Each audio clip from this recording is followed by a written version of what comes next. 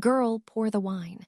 Seriously, fill it to the brim because I am absolutely spiraling right now and I need you to tell me if I'm being crazy or if this is actually a massive red flag. You know I don't spiral over nothing, but this. This is itching at my brain in a way that I just cannot ignore. Okay, so let's talk about him. You know the one. The guy from 2020.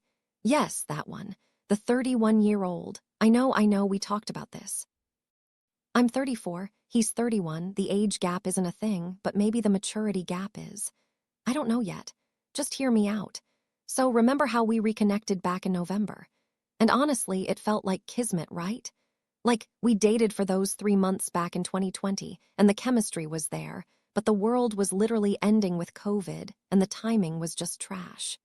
So when we started talking again in November, it felt like the universe was giving us a do-over. We made it official mid-December, and I was on cloud 9. I really was. He checks so many boxes. He's sweet, he's funny, he's attentive, or at least I thought he was attentive. Here is the thing, though. You know me. You know my history. You know about my childhood and that whole mess with my parent constantly letting me down. The I'll pick you up at 5 and showing up at 7 or not showing up at all. The broken promises. Yeah, that stuff left a mark. So when I started seeing this guy again, I sat him down, literally sat him down, and I was vulnerable. I laid it all out on the table. I told him, look, the most important thing to me in a relationship is consistency. If you say you're going to do something, you have to do it. Follow through is everything to me.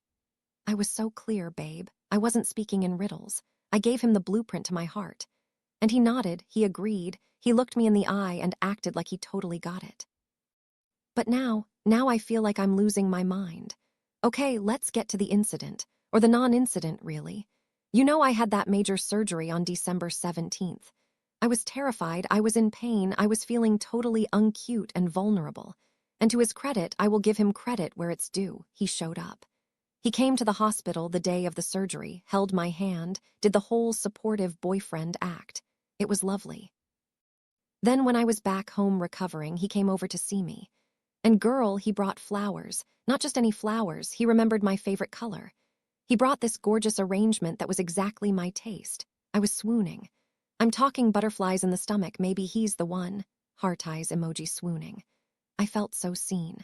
I told him explicitly, oh my God, I love flowers so much. Thank you. It means the world to me that you remembered my favorite color.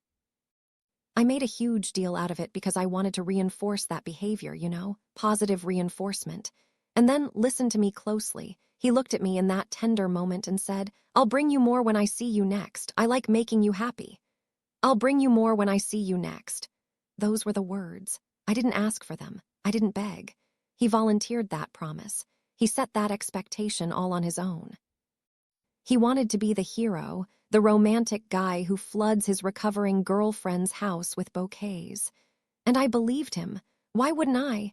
He had just delivered the first batch. But then... Don't want to wait for the next part? You can find the full story on our main page. Get the tea now. See the link in the description.